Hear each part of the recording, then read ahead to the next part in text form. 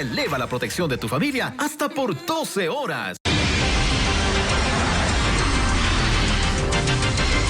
Rige la alerta naranja ante la inminente llegada del fenómeno del Niño. Según la Secretaría de Riesgos, 1,5 millones de personas están expuestas a inundaciones. Televistazo tuvo acceso al centro donde científicos del SPOL monitorean la temperatura del mar ante la llegada del Niño. 3 sectores del cantón Chunchi, en Chimborazo, amenazados por deslaves según la Secretaría de Riesgos. En la Corte Constitucional se escucharon criterios a favor y en contra del decreto sobre la consulta ambiental. Clientes de mercados en Quito, Guayaquil y Cuenca sienten el incremento en el precio del limón, el verde, arroz, entre otros productos. 4 ejes temáticos tendrá el debate presidencial del próximo 1 de octubre, que incluye temas como la dolarización y la política internacional.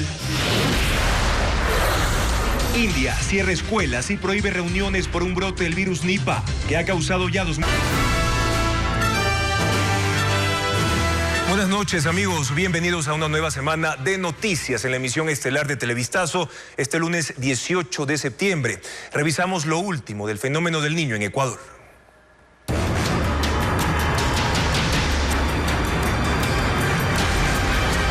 El Niño, alerta naranja.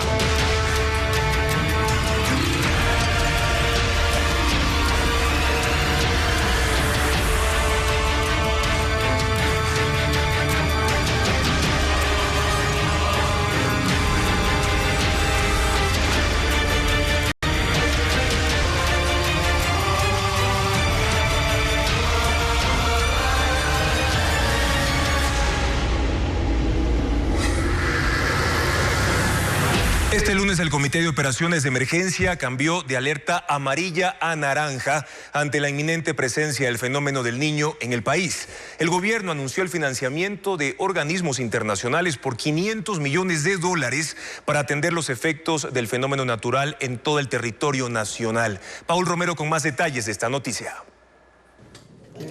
Este lunes el Comité de Operaciones de Emergencia Nacional se reunió en Quito y cambió la alerta de amarilla a naranja ante la presencia del fenómeno del Niño en Ecuador. El país pasó de la fase de prevención a la de preparación para enfrentar las consecuencias del incremento de la lluvia que empezará en octubre y tendrá el pico más alto durante el primer trimestre del 2024. El cambio de alerta naranja no necesariamente significa que va a comenzar a llover mañana o pasado en el territorio ecuatoriano.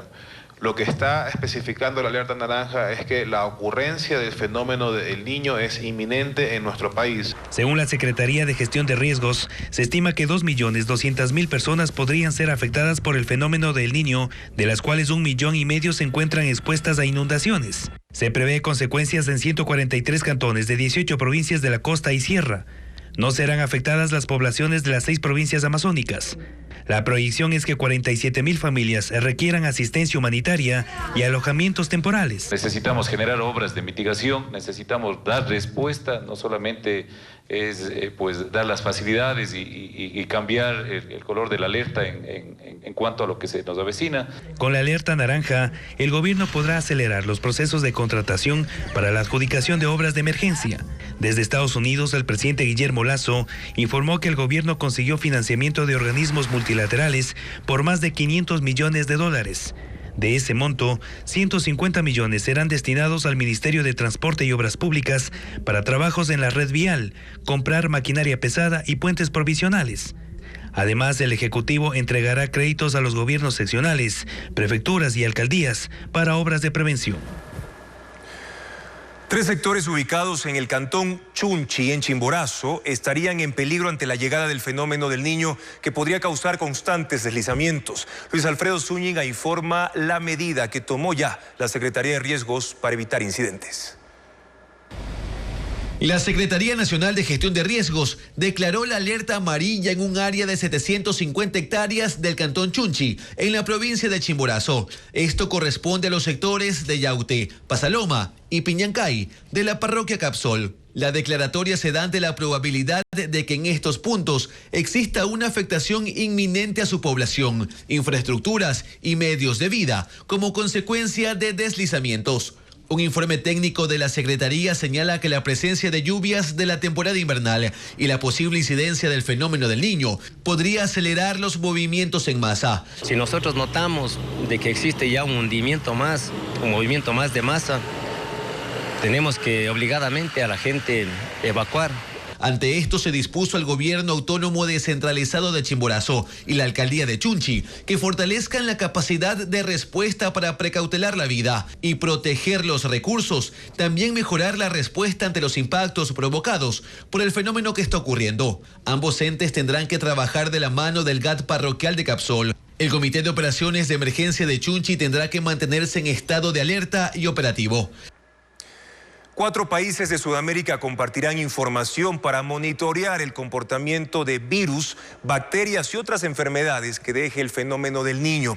En Ecuador, por ejemplo, las autoridades consideran que son 6 los brotes que deberán enfrentar por el temporal que ya se aproxima. Asimismo, el Organismo Andino de Salud se instaló en Guayaquil en busca de una estrategia regional para monitorear y enfrentar el comportamiento de virus, bacterias, hongos y parásitos, en especial de las variantes de COVID-19 y las enfermedades que dejará el fenómeno del Niño en Sudamérica. Por eso, en la reunión participarán los institutos de investigación de salud pública de Bolivia, Colombia, Ecuador y Perú. Ellos intercambiarán información de los casos epidemiológicos para consolidarlos en una plataforma digital que estará lista en diciembre. Un proyecto que tiene una inversión de $1.200.000 por parte del Banco Interamericano de Desarrollo. La idea es que en esa plataforma no solamente hay un intercambio entre los laboratorios, un intercambio entre técnicos, sino también los ciudadanos en común puedan tener información.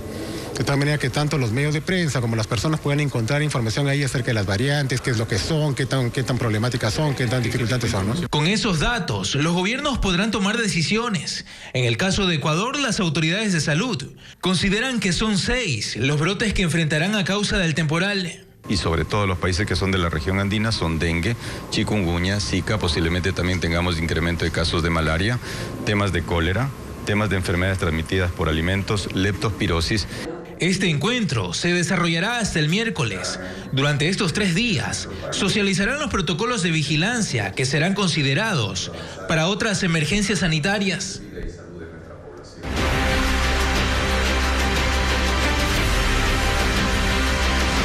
Elecciones 2023. Camino a Carondelet.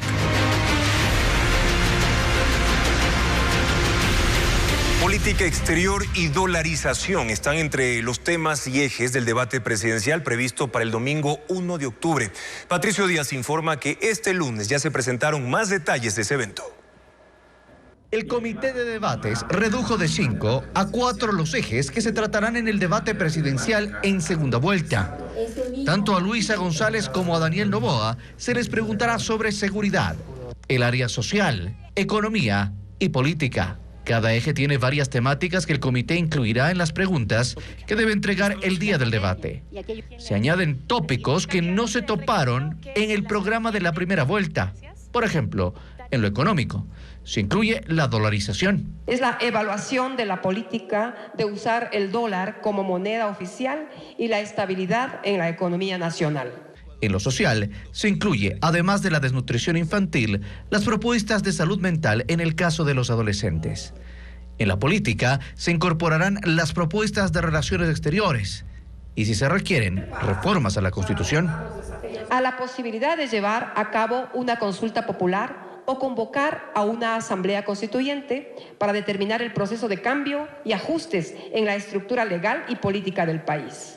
En seguridad, además de cómo se enfrentará esta urgencia del país, se les consultará sobre su propuesta de inteligencia contra el crimen organizado y la desaparición forzada de personas. El comité elaborará 8 preguntas, 2 por eje. Los candidatos tendrán 2 minutos para contestar cada una. Luego, una réplica, respuesta y contrarréplica. En total, les tomaría 4 minutos y medio. Se ha buscado un formato que permita que los candidatos participen de mejor manera, en una forma mucho más extensa todavía, en relación a cuáles son sus posiciones. El debate de segunda vuelta se realizará el próximo 1 de octubre, a las 7 de la noche, y durará 2 horas. Su intervención. Se cerró la instrucción fiscal por tráfico de drogas contra los 6 extranjeros que son investigados por el asesinato de Fernando Villavicencio. En la causa por la muerte del ex candidato a la presidencia, en cambio, el procesado que habría ordenado el crimen desde prisión presentó un tercer habeas corpus. Luisa Meredia con el informe. Para los 6 colombianos detenidos el pasado 10 de agosto por su presunta participación en el asesinato de Fernando Villavicencio, ya concluyeron los 30 días de instrucción fiscal por tráfico de drogas a gran escala, delito por el que también son procesados, pues en los allanamientos realizados para su captura en Quito, además de explosivos, municiones y armas de fuego cortas y largas, se incautaron kilos de alcaloide. Por esas evidencias, a Andrés M., Neider L., Adey G., Camilo R., Jules C. y John R. De acuerdo con lo tipificado en el Código Orgánico Integral Penal, se les podría dictar entre 10 y 13 años de prisión. Por ahora, el Tribunal Especializado en Delitos de Corrupción y Crimen Organizado debe fijar fecha y hora para la instalación de una audiencia. En la primera parte de la diligencia se resolverá si existen factores que anulen lo actuado por la Fiscalía y luego se avanzará a la fase preparatoria de juicio, donde se mostrarán las pruebas, testimonios y documentos para que el juez decida si llama a juicio a los procesados. La instrucción fiscal por el asesinato de Villavicencio sigue abierta, ya que se extendió el plazo a 60 días tras la vinculación de 7 personas más, entre ellas alias Laura, quien estaba en la mira de agentes investigativos por ser cabecilla de un grupo delictivo que comercializaba droga en alianza con la banda de los Lobos, y Carlos Angulo Lara, preso de la cárcel del Inca, desde donde habría dado la orden de matar al ex candidato presidencial. Según el registro judicial, Angulo Lara en los últimos años ha sido procesado por 9 delitos. Ha entrado y salido de prisión en 3 ocasiones. Incluso fue sobreseído en una causa. Ahora cumple una sentencia de 54 meses por tráfico de armas, narcotráfico y receptación. También cumple prisión preventiva por el crimen de Villavicencio y en el último mes ha presentado 3 solicitudes de habeas corpus. 2 fueron rechazadas y una aceptada a trámite este fin de semana. El vocal de la Judicatura, Javier Muñoz, reaccionó un mes después de la polémica sesión en la que estaba en aparente embriaguez. Fabiola Santana con las declaraciones del funcionario. La sesión plenaria de la Judicatura del 19 de agosto no solo fue polémica porque los vocales destituyeron al juez nacional Walter Macías con 2 de 5 votos. Lo más controversial fue que uno de esos votos provino de Javier Muñoz, quien estuvo en aparente estado de embriaguez. Las atención en el momento cada uno se entiende. Al reglamento, creo que, de acuerdo al artículo 18, se motiven las abstenciones. Un mes después, el vocal justificó sus balbuceos. Vocal, ¿en aquella sesión usted estaba en estado de embriaguez? No, para nada, para nada. Yo tenía un tema médico de mis muelas, de anestesia. Muñoz es quien ha secundado al presidente Wilman Terán en las decisiones que intentaron apartar de su cargo al juez Macías, quien lleva el proceso penal contra otros 2 vocales señalados por tráfico de influencias, Maribel Barreno y Juan José Morillo. En ese camino hicieron de la justicia un espectáculo, pero también cometieron otras posibles infracciones por las que son investigados 4 vocales y serán procesados. En este caso, obstrucción a la justicia, aunque Muñoz lo desestimó este lunes tras rendir una declaración en fiscalía. ¿Formulación de cargos de qué? En el caso de que si les estoy explicando que eso no tiene pie ni sentido, está ilógico. Por todas estas acciones, las instituciones nominadoras retiraron su respaldo. La Corte Nacional a Terán, la Presidencia de la República a Muñoz, la Fiscalía a Maribel Barreno y la opinión pública al Consejo de la Judicatura. India se enfrenta a una nueva amenaza sanitaria. Andrea Báez ya está con nosotros para contarnos específicamente de qué se trata. Andrea. Juan Carlos, hay alerta en India y se trata de la reaparición de un virus mortal en el sur de ese país. Escuelas han sido cerradas y las reuniones quedaron prohibidas en el intento de las autoridades por contener la enfermedad. Merlis González con los detalles de la situación. India se enfrenta a una nueva amenaza sanitaria. Se trata del Nipah, un virus mortal de origen animal que puede ser transmitido a los humanos, desatando una enfermedad que lleva a la muerte entre el 40 y 70% de los casos. El Nipah fue descubierto desde 1999, pero aún no hay una vacuna. El gobierno indio ha identificado como el epicentro de la enfermedad al estado de Kerala, ubicado en el sur del país. Ahí las autoridades suspendieron las clases, prohibieron las reuniones y pusieron bajo vigilancia epidemiológica a 7 aldeas. Hasta ahora India no ha revelado el número de casos y solo han reportado 2 fallecidos, pero temen que se desate una ola de contagios. La Organización Mundial de la Salud ha incluido el Nipah en la lista de enfermedades prioritarias para investigar su potencial epidémico, junto con el ébola, el Zika y el COVID-19. Y precisamente la Organización Mundial de la Salud clasificó al virus Nipah como una de las enfermedades prioritarias a investigar junto al ébola, el Zika y el coronavirus. Pero ¿cómo se transmite? Bessie Granja lo explica en el siguiente reportaje. El virus Nipah es zoonótico, es decir, puede transmitirse entre animales y humanos. Su principal reservorio en la naturaleza son los murciélagos frugívoros, que se alimentan de frutas. También son conocidos como zorros voladores. El Nipah puede transmitirse a las personas por las excreciones de estos murciélagos infectados, que contaminan las frutas y también las granjas de cerdos, donde este patógeno se propaga rápidamente. Es por el consumo de frutas infectadas o el contacto con los animales que el virus se contagia a los humanos. La infección puede causar síntomas que aparecen entre 4 y 14 días luego de la exposición. Entre ellos constan fiebre, dolor de cabeza y enfermedad respiratoria. También encefalitis aguda o inflamación del cerebro, que puede progresar a un estado de coma y posteriormente la muerte. El diagnóstico puede realizarse durante las primeras etapas, por medio de una prueba PCR y posteriormente un análisis de sangre. No hay medicamentos específicos ni vacunas para la infección por el virus Nipah. La Organización Mundial de la Salud advierte que es fundamental la supervisión y vigilancia de las granjas porcinas para proteger a quienes cuidan de estos animales, evitando el contacto con los infectados.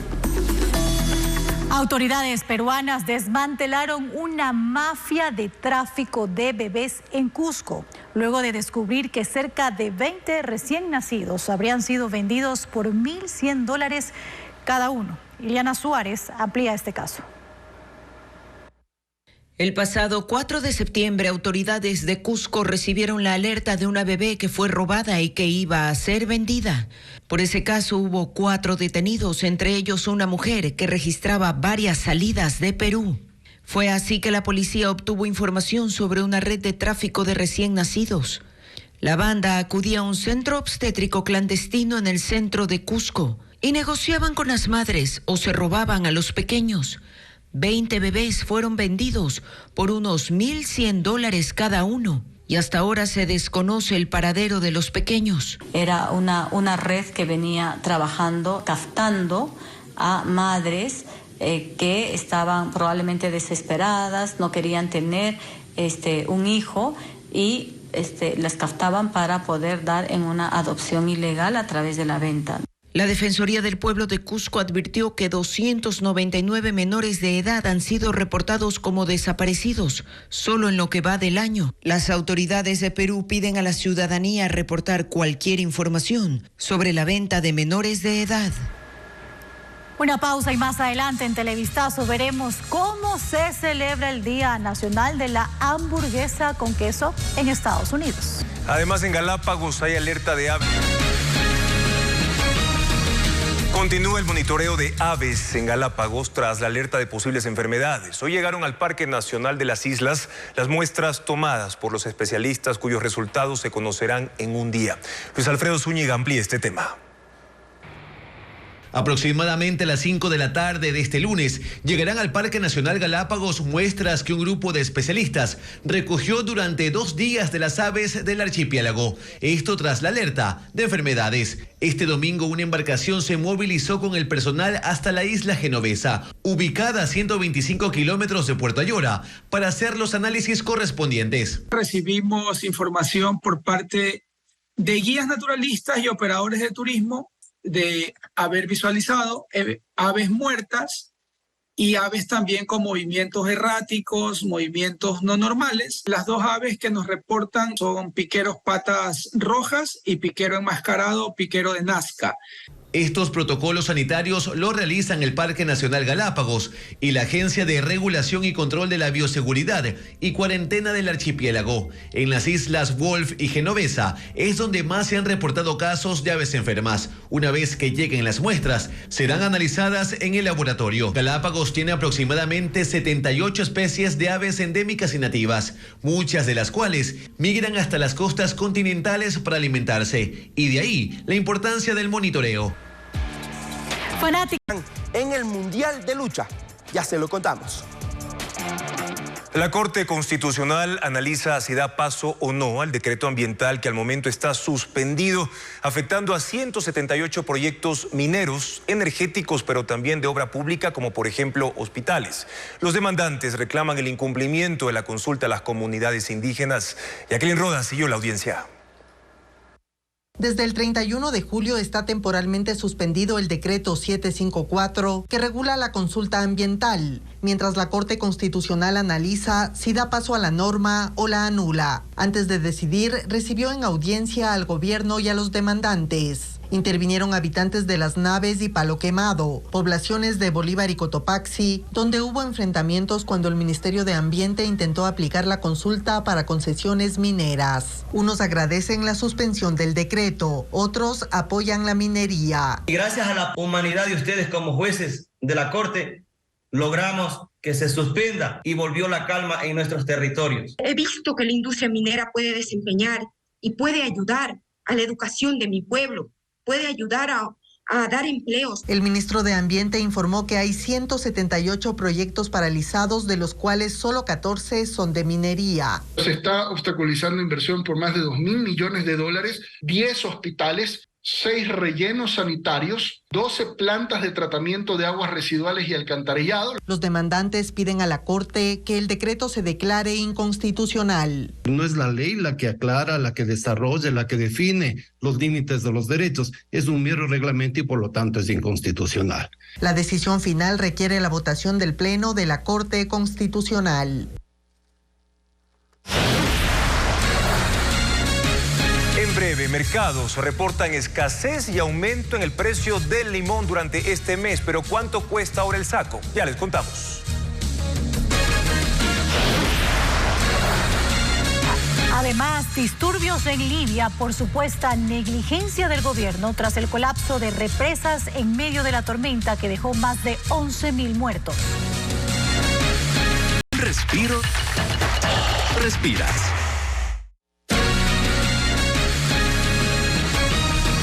El limón es uno de los productos de la canasta básica que más ha subido su precio durante este mes. Esa fruta no se cosechó en la costa ecuatoriana y se importa desde Colombia. Fabiola Santana explica la situación en los mercados.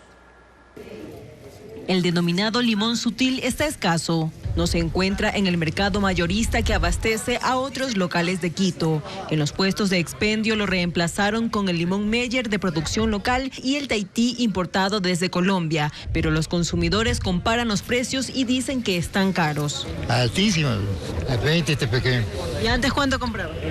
Unos 4 o 5. Según los comerciantes, la escasez de limón sutil ocurre porque no se ha cosechado en la costa por temas climáticos y lo importan desde Colombia. El quintal que estaba en $60 ahora es adquirido en 110. Están esperando que salga la producción del limón Manaba y con eso tratar de menorar el costo de la producción. Otro producto que se mantiene con precio alto es el verde. El barraganete es vendido a 3 por $1. Antes se ofrecía el doble por el mismo precio. Explican que es porque se está exportando. Por ejemplo, estos tallos aquí están a 8. ¿Y antes en cuánto encontraban? A $2, $3. Y el valor del arroz se mantiene elevado desde los $60 el quintal. En el mercado mayorista prevén vender arroz importado en los próximos días a $45. Está autorizado 3.000 toneladas, pero estamos de a poco trayendo de 50, de 100, de 200, de 300 toneladas. Esta situación se mantiene en los mercados 9 de octubre y 10 de agosto de Cuenca. También existe el incremento de precios en algunos productos, entre ellos la cebolla, el aguacate y la piña.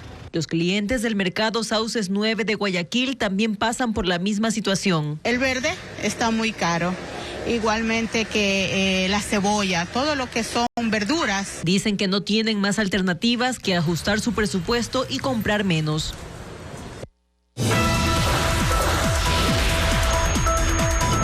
En Libia se desataron intensos disturbios en la ciudad de Derna, la zona más afectada por la severa inundación de la semana pasada.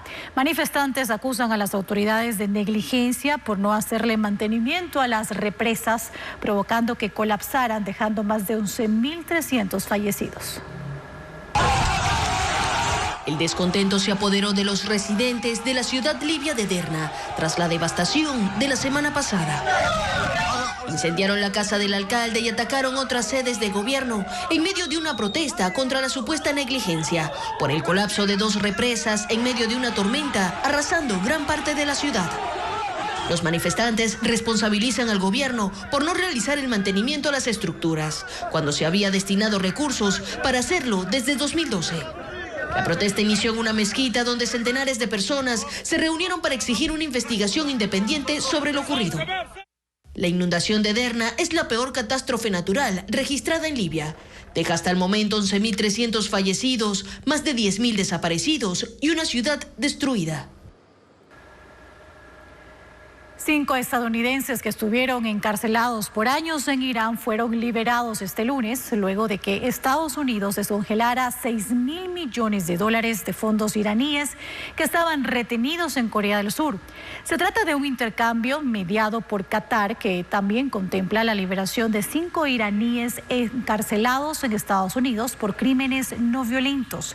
El dinero liberado a Irán en medio de las sanciones económicas internacionales que tiene ese país solo podrá ser usado para compra de alimentos, medicinas y productos agrícolas.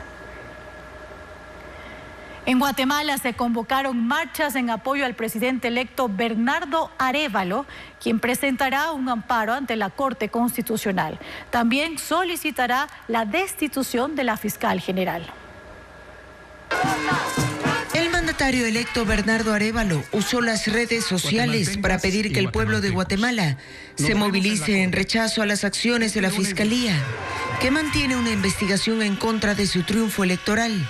Sabiéndonos amparados en la verdad y en la ley, conscientes de que estamos del lado de la justicia y la Constitución, hemos decidido presentar un amparo que exige que se restablezca el orden constitucional y que pide la destitución de la fiscal general Consuelo Porras. Arévalo suspendió temporalmente el proceso de transición con el gobierno, luego de que la Fiscalía realizara un tercer allanamiento a la sede del Tribunal Supremo Electoral, en donde abrieron 160 cajas que contenían los votos de los comicios presidenciales de junio, en las que él resultó ganador.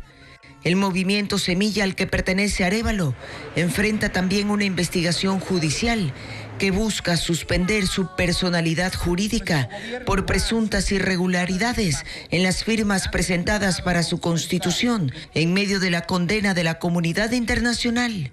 Arévalo dice que estas acciones legales son necesarias para frenar a quienes quieren evitar que llegue al poder. El ciclón posttropical Lee causa aguaceros, vientos destructivos e inundaciones costeras en Canadá y Estados Unidos, dejando sin electricidad a 15.000 personas. Hay daños en casas y vehículos. Lee fue un poderoso huracán, pero redujo su fuerza después de tocar tierra el sábado en Long Island, en la provincia canadiense de Nueva Escocia. Se espera que se debilite y que las condiciones mejoren en las zonas afectadas. 9 rascacielos dañados por el terremoto en Turquía fueron demolidos. Autoridades informaron que los edificios residenciales quedaron inhabitables debido a los fuertes sismos de magnitud 7.7 y 7.6 registrados el 6 de febrero, que sacudieron el sureste de ese país y dejaron 50.000 fallecidos.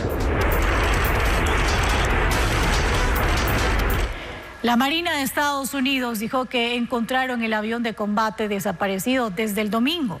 Informaron que el F-35 se estrelló en un campo en el condado de Williamsburg, Carolina del Sur, después de que el piloto se expulsara y se lanzara en paracaídas.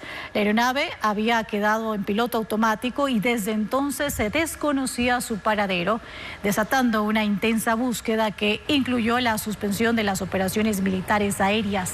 Por ahora no se han dado más detalles del accidente del caza volador en $85 millones. Y en Estados Unidos, hoy 18 de septiembre, se celebra el Día Nacional de la Cheeseburger o hamburguesa con queso. Por eso, locales de comida rápida ofrecen este producto por 50 centavos si se pide mediante una aplicación. Hay algunas teorías sobre la creación de la hamburguesa con queso, pero los derechos de uso del nombre cheeseburger fueron concedidos en 1935 a Louis Ballas del restaurante Humpty Dumpty Drive-In en la ciudad de Denver, en Colorado.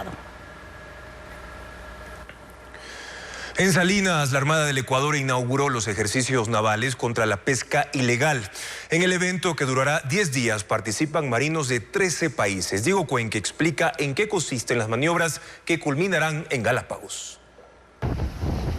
Son 8 embarcaciones que ese lunes arribaron a Salinas, en la provincia de Santa Elena, para participar en Galapex 2023, el evento que reúne a 700 marinos de 13 países y a delegados de la Unión Europea. Ellos practicarán maniobras que permitan neutralizar las flotas extranjeras que realizan pesca ilegal cerca de las Islas Galápagos.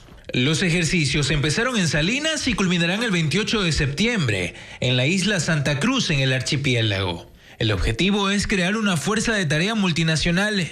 Los países que participan son Argentina, Brasil, Colombia, Chile, Costa Rica, Estados Unidos, Francia, Inglaterra, Italia, Panamá, México, Perú y Ecuador.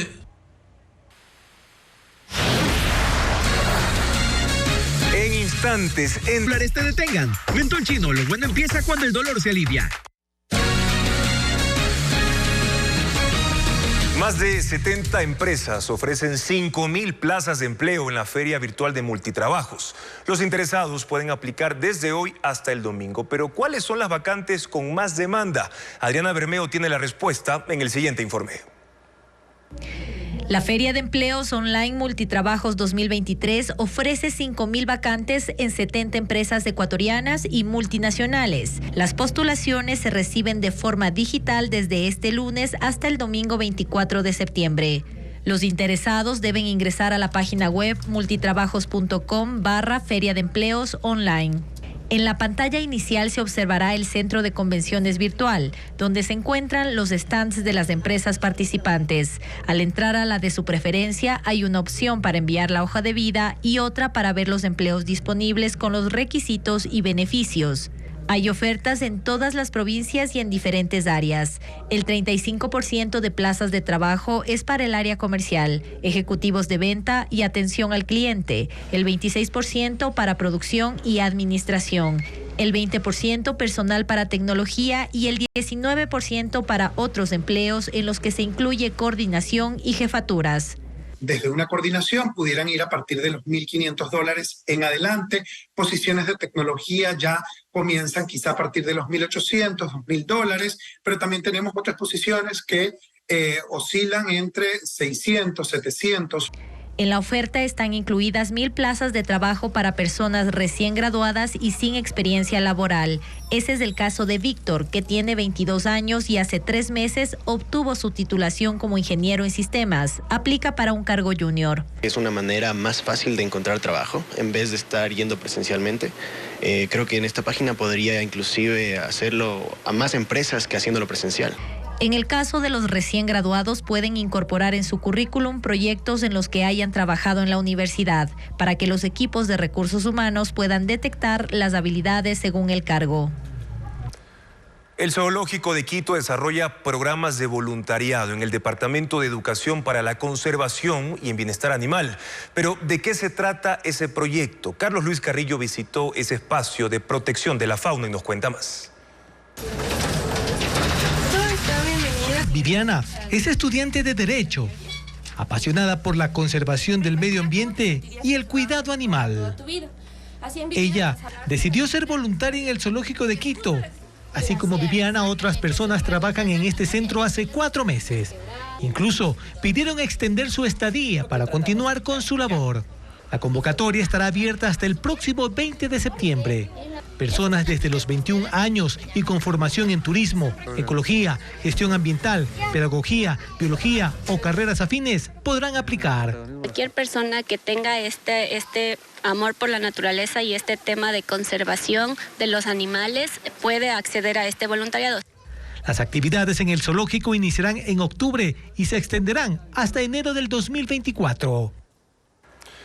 Una foto de la procesión del Cristo Negro fue la ganadora del concurso Click al Guayas.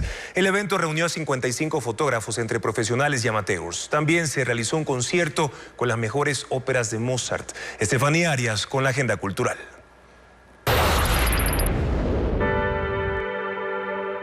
Es la procesión del Cristo Negro que se desarrolla cada año en el río Daule y también es la imagen ganadora del concurso de fotografía Click al Guayas. Gerardo Menoscal fue quien captó este momento de fe con su lente.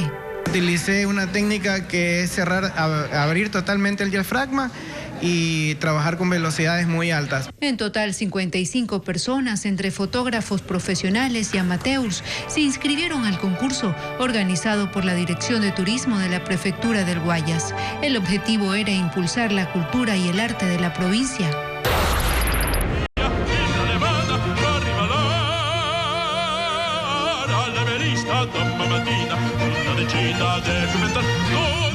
Con 46 miembros de la Orquesta Sinfónica de Guayaquil y 6 cantantes de ópera interpretaron las melodías del compositor Wolfgang Amadeus Mozart en el Teatro Centro Cívico, una noche de gala lírica.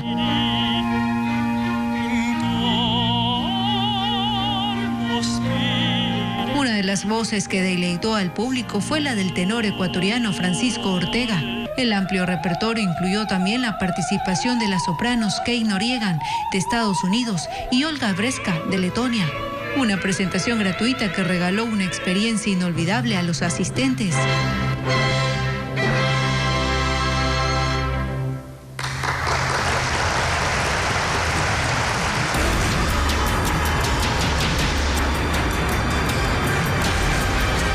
El Niño, alerta naranja.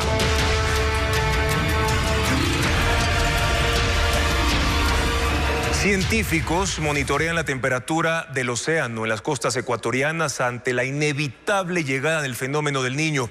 Un equipo de Televistazo acompañó a los expertos hasta Santa Elena, donde se ubica una de las estaciones científicas de la Escuela Superior Politécnica del Litoral. Bessie Granja con el reporte.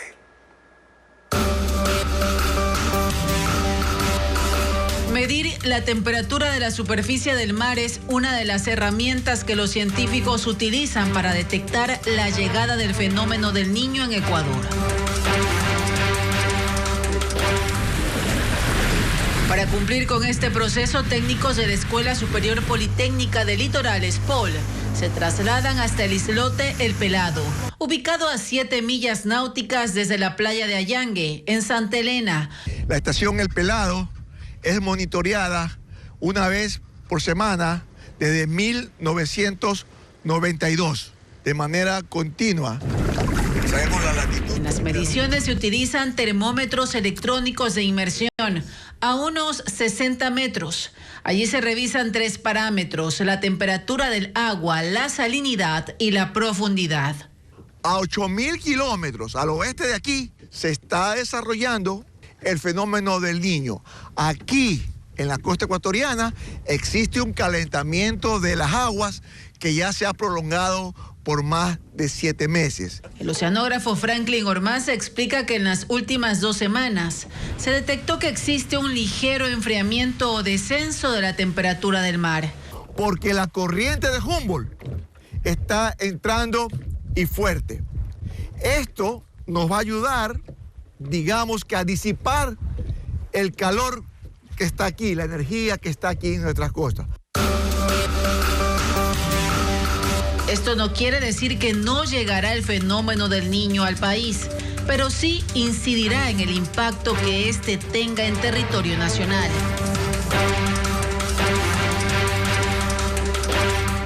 Y facilidades para obtener préstamos y refinanciamientos son algunas de las alternativas que la banca pública ofrecerá como parte del plan de contingencia por el fenómeno del Niño. Ariana Bermeo lo explica a continuación.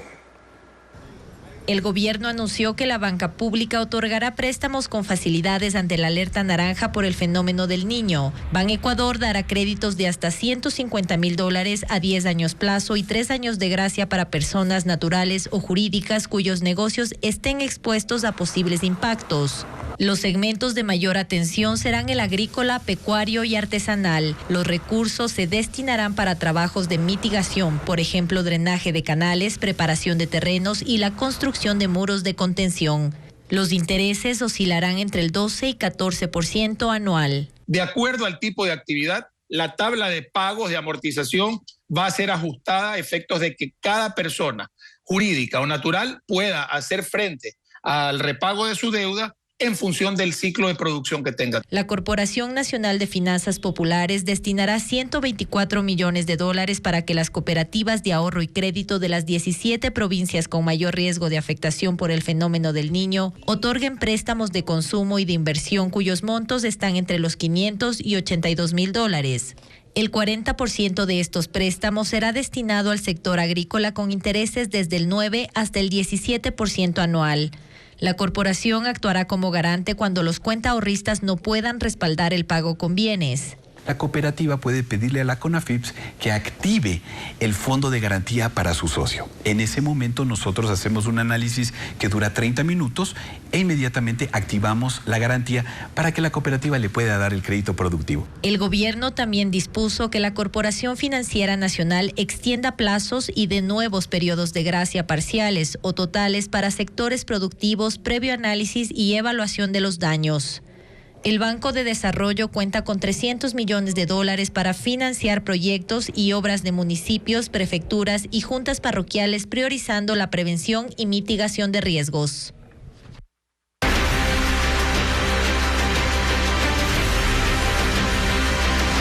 Elecciones 2023. Camino a Carondelet. Los candidatos a la presidencia de la República siguen recorriendo el país. Luisa González está en Quito y Daniel Noboa en la provincia de Los Ríos. A continuación, el resumen de lo que está pasando en la campaña electoral. Pese a que Luisa González no tuvo actividades públicas durante el fin de semana, sí estuvo dedicada a la promoción electoral. Sí, a ver, el fin de semana... Esta mañana, en una entrevista, confirmó que sábado y domingo se dedicó a trabajar en productos comunicacionales, es decir, en videos para la campaña. Estuvo en el volcán Antisana, aunque también explicó que no todo fue trabajo, que viajó con su hijo menor y que aprovechó para llevarlo al cine y descansar algo. Ya hoy retomó su agenda pública. Empezó el día dando entrevistas y a media mañana fue hasta la fiscalía acompañada por los asambleístas electos de la Revolución Ciudadana para denunciar la supuesta planificación de un atentado en su contra. Daniel Noboa, en cambio, sí cumplió actividades públicas durante el fin de semana. Estuvo en Azogues y Azuay. Ya hoy está en Los Ríos, cumpliendo con los tradicionales mítines, discursos y conversatorios. En el Nuevo Ecuador. En redes también estuvo activo. Publicó un video con sus promesas de campaña en el que participan varios miembros de su familia. Su madre, su esposa y ahora también su tía, la empresaria Isabel Noboa. Financiera necesaria. En otro video se escucha también a su padre con una frase bastante repetida por él. Ecuatorianos. Se armó el despelote. Y además publicó un tercer video en el que se ve al candidato tocando guitarra y cantando. Tanto Noboa como González intensifican sus actividades de campaña, ahora que ya falta menos de un mes para las elecciones de segunda vuelta. Que puedan tener luego libertad de manejar. El movimiento político Construye anuncia que ejercerá control electoral en las juntas receptoras del voto en el exterior con el fin de garantizar los resultados de la repetición de ese proceso en cuanto a asambleístas, mientras que Sociedad Patriótica también tomará medidas principalmente en Estados Unidos y Europa. Patricio Díaz informa. El archivo de los recursos contra la repetición de las elecciones en el exterior por parte del Tribunal Contencioso Electoral puso en alerta a las organizaciones políticas. Ahora piensan en cómo hacer control de los resultados del próximo 15 de octubre, pues se deben elegir en Estados Unidos, Canadá, Europa y América Latina asambleístas en el exterior y asambleístas nacionales. En el caso de Construye, con el voto telemático que anuló el Consejo Electoral, ellos obtuvieron 3 asambleístas por el exterior. El afán es mantener ese número. Planean tener un delegado que supervise el desarrollo del proceso y en especial el escrutinio en las aproximadamente 600 juntas receptoras del voto. Tenemos la gente, los ciudadanos que sin ninguna compensación económica más que el alto sentido de patriotismo y hacer respetar lo que ya ganamos primera vez, porque ya ganamos telemáticamente. Ahora vamos a buscar hacer respetar ganando la segunda vez en el voto físico. Otro de los partidos políticos que prefiere tomar medidas para mantener la curul ganada por Lucio Gutiérrez es Sociedad Patriótica. Él aprovechará viajes a Estados Unidos y España para organizar a grupos de delegados que controlen los resultados. Les estamos mencionando a todos los ecuatorianos en el exterior que tomen una foto al voto y nos envíen para nosotros tener un archivo y evitar pues que en el Consejo Nacional Electoral nos digan Lucio Gutiérrez ha sacado 0 votos. Y plantea hacer un acuerdo con otras organizaciones políticas para en conjunto hacer el control de los resultados. Incluso con la alianza ADN de Daniel Noboa, que en cambio se preocupará de la elección presidencial.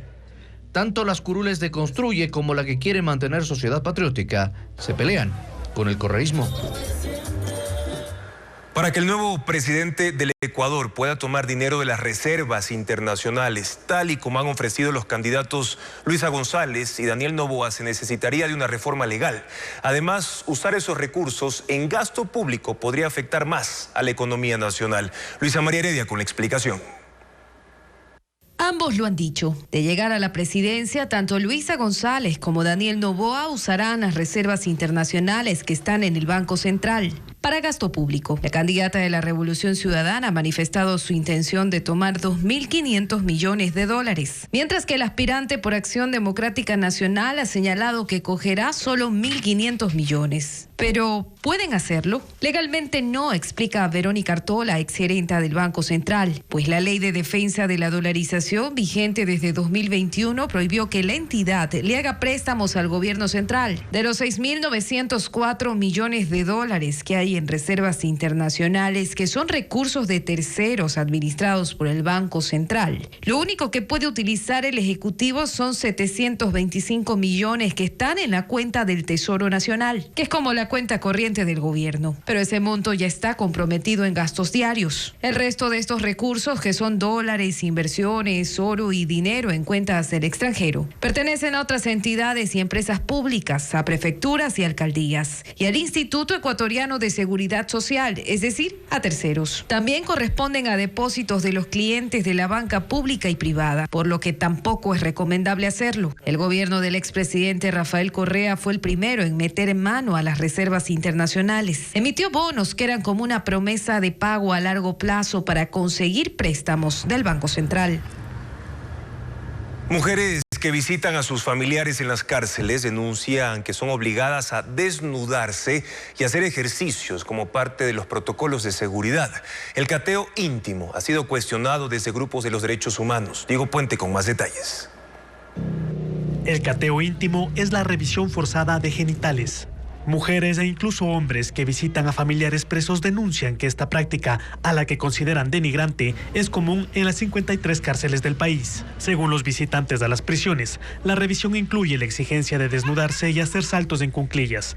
Con este método se busca que cualquier objeto escondido al interior del recto o la vagina sea expulsado, en particular drogas y dinero. A una mujer siempre le sacan la ropa y le revisan todo. Entonces una vez ya está con la menstruación y todo eso, le revisan todo.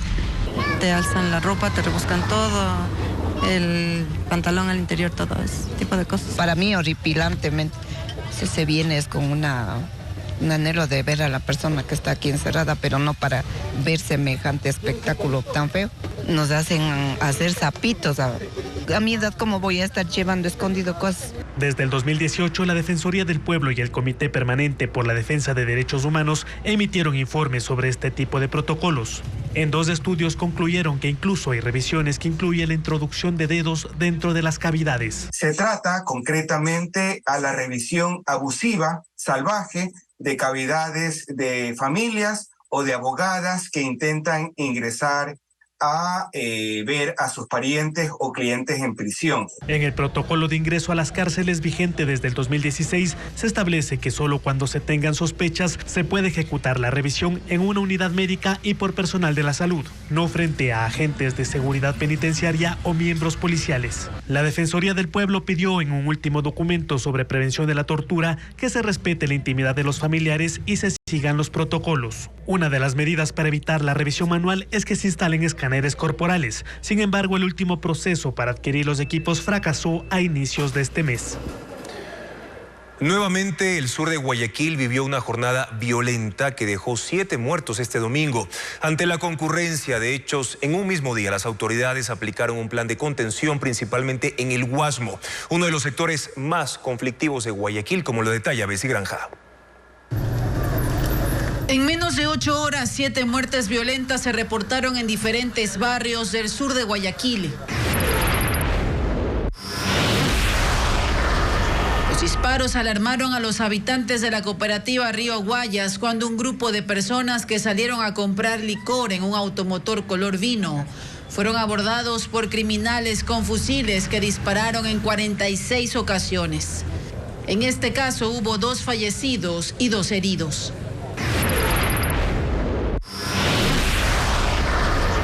Una balacera causó pánico a los moradores de la cooperativa Siete Lagos por la incursión de sujetos que llegaron a disparar con armas cortas y largas contra un hombre que salía de su casa. Los atacantes detonaron al menos 15 disparos. Otro sicariato ocurrió la madrugada del domingo en el barrio del Seguro, en las calles Guatemala y Washington. La víctima se movilizaba en un vehículo.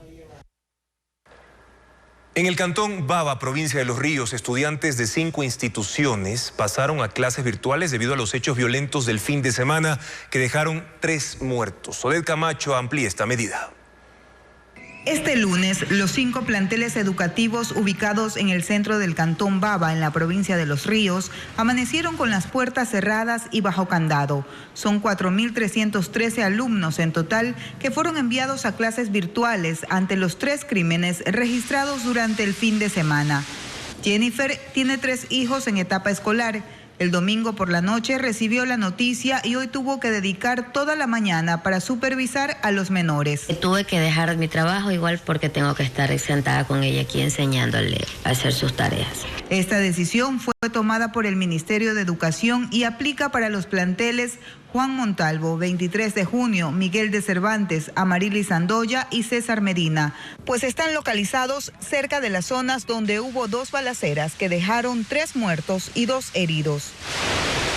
Por el momento, la medida durará 2 días hasta esperar que los fallecidos, que serían miembros de una banda delincuencial, sean sepultados. Además, está previsto que la tarde de este lunes se desarrolle en Baba una reunión de seguridad entre representantes de educación, la policía, el municipio y la gobernación. 12 canes enviados desde Países Bajos llegaron al Ecuador para reforzar la investigación antidrogas.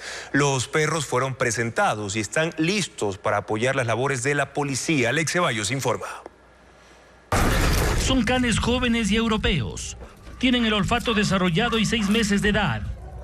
Los 12 llegaron al Ecuador para luchar contra el narcotráfico. Serán distribuidos para labores de antinarcóticos en puertos y aeropuertos del país. Trabajarán para evitar el ingreso de cualquier sustancia ilegal, en especial una que está azotando el mundo. El clorhidrato de fentanilo, el que es elaborado de manera ilegal, puede ocasionar rápidamente la muerte. En febrero del 2022 ocasionó 24 muertes en Argentina y 100.000 ya en el año pasado en Estados Unidos. Entonces, esto nos alerta como país. Recibieron el saludo protocolario y el mensaje de las autoridades policiales. Comentaron el riesgo permanente en el que se encuentra la sociedad ecuatoriana por los estupefacientes Personal de la DEA presenció la ceremonia en la que se oficializó a los nuevos integrantes antidrogas. Alistan sus narices y todos sus sentidos para trabajar con la Policía Nacional. Ajax, Bex, Bobby, Dixon, Freddy, Cuba, Mex, Nicole, Nora. A escala nacional son 172 canes que tiene la Policía Nacional del Ecuador en sus diferentes especialidades y 119 canes del control de estupefacientes. Estarán en servicio activo 7 años. Ahora los canes se alistan para su primera misión en Guayaquil. ¿Es posible acampar al aire libre sin perder las comodidades que se tienen en un hotel? Es una propuesta de ecoturismo que se ha convertido en tendencia en el mundo y también se promueve en Cuenca, provincia de La Suay. Vanessa Robles con más de esta iniciativa. En la vía Soldados, cerca de El Cajas, a 30 minutos de Cuenca, existe una innovadora tendencia turística que combina dos mundos, el glamour y el camping. Como modalidad de alojamiento para los amantes de la naturaleza y la aventura, pero sin perder las comodidades que se tiene en un hotel. Se trata del glamping, pequeñas casas ecológicas para hospedarse con capacidad de hasta 6 personas al suroeste de la capital Azuaya. A mí me lo recomendaron, aquí es un sector súper cómodo, súper acogedor, muy bonito, es para conectar con la naturaleza, tiene muchas actividades. Monté a caballo, fui al área de fogata. Los domos o ventanales transparentes permiten a los acampantes disfrutar el paisaje en el día y observar las estrellas en la noche, sentir el sonido del viento o de la lluvia. El área tiene calefacción y senderos que permiten el acercamiento con la naturaleza. Una segunda alternativa se encuentra al noroeste de Cuenca, en el sector del Cebollar. En un área de 3.500 metros cuadrados se instalaron carpas, una granja de animales, viveros y juegos infantiles. Excelente porque te ayuda a relajarte, a cambiar esas vibras. En total, son 8 zonas de glamping en la provincia, todas con diversos estilos de ecoturismo que buscan atraer. Ecuador es sede de una conferencia organizada por la Sociedad de Ingeniería de Audio, donde se discuten las tendencias y tecnologías de la industria del audio. Por ejemplo, avances en el sistema inmersivo que permite escuchar sonidos en 360 grados. Incluso se habilitó una sala especial para que la experiencia sea más profunda. La experiencia del audio inmersivo y sus diferencias con el tradicional sonido estéreo es uno de los temas abordados en esta conferencia sobre la industria del audio. El sistema inmersivo permite escuchar sonidos desde todos los ángulos en 3 dimensiones, mientras que el estéreo solo tiene 2 salidas, derecha e izquierda, como se evidencia en parlantes y audífonos normales. Para este evento que se desarrolla en la Universidad de las Américas en Quito, se habilitó una sala especial de audio inmersivo. Ese espacio es utilizado para las competencias de grabación, donde estudiantes universitarios exponen proyectos.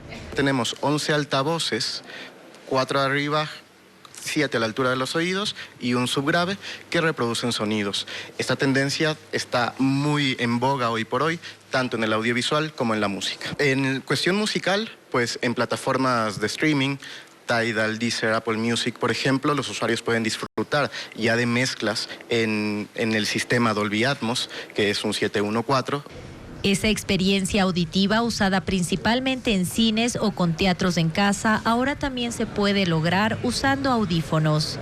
Con algoritmos que decodifican los sistemas de audio, aplicaciones de música han logrado que sus usuarios escuchen sonidos en 360 grados. Eso obliga a nosotros como ingenieros de sonido a ofrecer mejor calidad siempre. Y es una competencia que es muy fructífera para la industria. En este evento, que durará hasta el viernes, habrá demostraciones, talleres y seminarios sobre este tema. De igual forma, sobre el diseño de sistemas de audio en conciertos y recomendaciones para grabar podcast y más tendencias de la industria del sonido.